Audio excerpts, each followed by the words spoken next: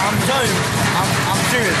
I bitch a lot of motherfuckers out at the gym because they think they want it like that right away. They like from one day to another. Yeah. Well, I already fought 4 rounds one time. No, I'm ready for 12 rounds. Motherfuckers take time to get to 12 rounds. There's a lot of motherfuckers like that. I don't like that shit. And especially, you know what? Especially I don't like when they tend to take advantage of these motherfuckers. Because you know why? Because these guys, like I said, Robert worked his way to get to the top, his name up there. He started with me and Mikey. And you know, he worked his name up with me and Mikey, and now he got great trainers. He got great fighters, and he's doing great jobs with them. So he worked their way up. For a motherfucker to come in, and I'm training Robert Garcia, he goes to the ring, and he looks like shit. Who they gonna blame? Oh, it's the trainer. The trainer not doing something right. So right away they blame the trainer. So that's why I don't want that shit to happen. I don't want to, lose your respect. Same with Matt. I play a match like that too. You don't want him to lose your respect. That's why Eloy's not here. Because you know what? Eloy's doing cold. Oh, who fault was it? The trainers. Trainers should look after him. Trainers should know. It comes down to like that. It always comes like that. There's always negative. Somebody's going to say something about the trainers. Even if it's not trained fault, it's always going to come back to these motherfuckers. There's some trainers that could go 3 years without a win and nobody blames him. And there's a trainer that his fighter didn't look great and they blame the trainer right away. No. It's not that. It's that there's trainers that can lose and nobody say shit because they don't have nobody that with a name. But once they get a name, and the fighter gets a name, and the trainer's with them, and that fighter looks like shit, that's when they start blaming. Yeah, but you just said that it's also like Robert was telling you, it also has to do a lot with the name being established already. Yeah. And in that case, that's the case. You lose 10 in a row, but your name is already established, so nobody gives a fuck who's losing and how they're losing. The name is already established, so it doesn't make a difference when the name is already established. So I think right there, Robert Lewis was right. That's true. I give credit. You know what? Like I said,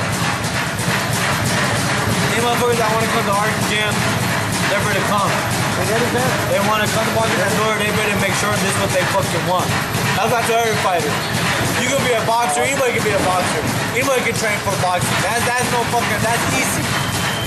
But to be a fucking fighter, this is what you gotta have. You gotta have heart, and this is what you really want to do. This is your fucking wife. This is your marriage. You married to this kid. The game. I'm married, but I'm married to here. I love this fucking thing. I love my wife, but I love this more because this is the fucking gym. This is what I love to do. This is my passion. It's not just a hobby. It's not just a job. It's my passion. This is what I love to do. So this is what I say to all the fighters. Anybody that wants to come in our gym, you better come and you better make sure you want this shit. Don't fucking cry, oh, they beat me to me. Ready? Because you know what? A lot of people, I'm going to talk shit. You're going to get shit talked to you when you come to our gym. Right. So you better come and you better be ready.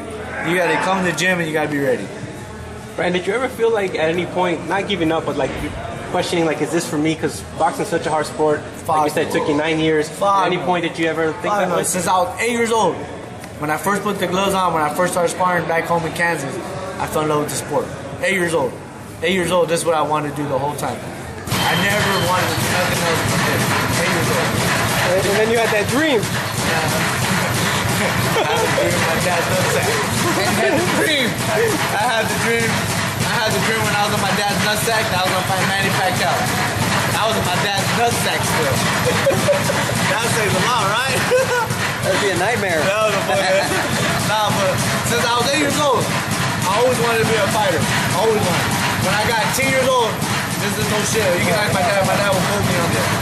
That's my dad. Dad, one day, I'm gonna be on TV, I'm gonna be world champion, I'm gonna be on one of the best fighters in the world, and you're gonna see me. And you're gonna be there with me, witnessing me. So, and you know what happened? The first dream came true. When I first fought my first world title, my dad was there with me. So now, I'm fighting one of the best pound for pound that's said in the world, Manny Pacquiao. My dad's gonna be there with me. So it's coming to play, man. And I told my dad that. My dad, out of everybody, not even my own fucking mama. My mom didn't didn't say, oh, Brandon, you're not gonna do shit. You're always in that trouble. You're not gonna do nothing. You're just a waste of time, this and that. My mom was saying that. Out of everybody else, my dad was the only one that stood by my side. My dad was the one that said, my son's gonna be the fucking top of the world. Watch. You're gonna see. My son's gonna be one of the biggest fighters ever. He's gonna be a big star, and everybody's gonna see that shit. So my dad was the one, and you know what? For my dad, I done it for my dad. I've been following my dream from my pops. And my dad's been there for me. Really? Yeah, good stuff. So you have a message to your fans, Brandon, if they're watching? Motherfuckers, be ready! All right. All the fans out there, thank you guys for the follow. Love you guys, and you know, we're gonna come out again, man. So you have a Brandon Rios fighting Manny Pacquiao November 24th in Macau, China on HBO pay-per-view. EsNewsBoxing2575 with Melissa back recording.